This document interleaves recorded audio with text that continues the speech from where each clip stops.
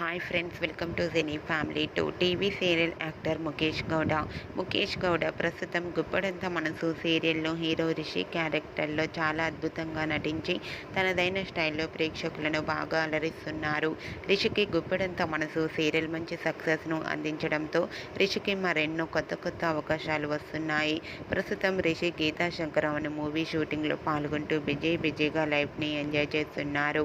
అయితే రీసెంట్గా గుప్పడంత మనసు సీరియల్ హీరో రిషి షూటింగ్లో పాల్గొంటున్న కొన్ని బ్యూటిఫుల్ ఫొటోస్ను షేర్ చేశారు.